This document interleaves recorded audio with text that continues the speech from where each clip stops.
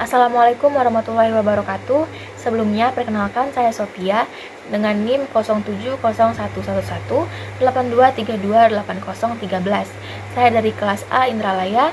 Saya akan membuat tugas video untuk memenuhi ujian akhir semester pada mata kuliah Sistem Hukum Indonesia dengan dosen pengampu yaitu Bapak Ar-Rahman Syafebri, SIP, MSI. Dari contoh kasus korupsi yang dilakukan oleh Abdullah Puteh, ini merupakan contoh nyata dari penyalahgunaan kekuasaan yang dilakukan dalam tingkat pemerintahan daerah, yang mana Abdullah Puteh pada saat itu menjabat sebagai Gubernur Provinsi Aceh yang didakwa terlibat melakukan tindak pidana korupsi terkait pengadaan 2 unit helikopter Mi-2 Rostov untuk pemerintahan Provinsi Aceh, yang mana dalam proyek ini ditemukan adanya praktik markup atau penggelembungan harga yang sangat signifikan sehingga menyebabkan kerugian negara hingga 12,5 miliar.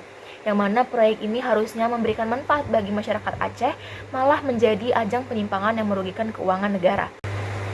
Jika membahas tokoh utama dalam kasus korupsi ini, tentu saja Abdullah Puteh merupakan tokoh utama dari tindak pidana ini, yang mana beliau selaku Gubernur Provinsi Aceh pada saat itu yang memiliki kewenangan dalam penyetujuan pengadaan barang atau jasa. Selain Abdullah Puteh, sejumlah pihak lain juga terlibat, termasuk rekanan kontraktor yang bertanggung jawab atas pengadaan helikopter tersebut, serta bahkan ada pejabat dan pihak internal lain yang diduga mengetahui atau bahkan turut berkontribusi dalam tindak pidana korupsi ini. Kasus ini bermula pada tahun 2001 ketika proyek pengadaan helikopter dilakukan. Namun penyelidikan dan proses hukum baru dimulai mencuat beberapa tahun setelah Abdullah Puteh tidak lagi menjabat sebagai gubernur. Proses penyelidikan ini dilakukan oleh Komisi Pemberantasan Korupsi yang akhirnya membawa kasus ini ke persidangan pada tahun 2004. Kejadian ini terjadi di lingkup pemerintahan Provinsi Aceh, yang mana proyek pengadaan helikopter tersebut merupakan bagian dari rencana pemerintahan Provinsi Aceh untuk mendukung operasional dan pelayanan masyarakat.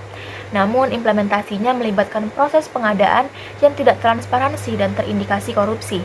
Korupsi dalam kasus ini terjadi karena adanya penyalahgunaan kekuasaan yang dilakukan oleh Abdullah Puteh sebagai Gubernur Provinsi Aceh, di mana ia menggunakan posisinya untuk memfasilitasi praktik markup dengan pengadaan harga helikopter.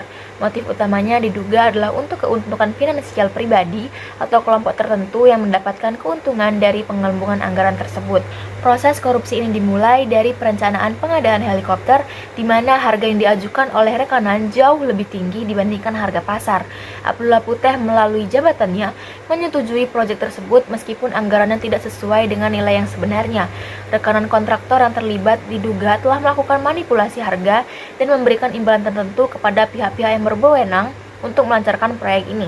Selain itu, laporan keuangan proyek menunjukkan adanya ketidakwajaran dalam alokasi dana yang kemudian terungkap melalui audit yang dilakukan oleh Badan Pemeriksaan Keuangan atau BPK dan investasi lanjutan oleh KPK. Proses ini akhirnya menghasilkan tuntutan hukum terhadap Abdullah Puteh dan beberapa pihak lainnya.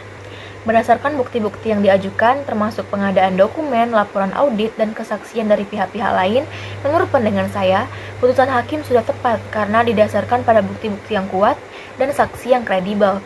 Pengurangan hukuman menjadi 8 tahun melalui kasasi mungkin bisa dianggap kontroversial, tetapi tetap dalam kerangka hukum, hukuman ini sudah mencerminkan unsur keadilan dan memberikan pesan tegas terhadap tindak pidana korupsi di Indonesia.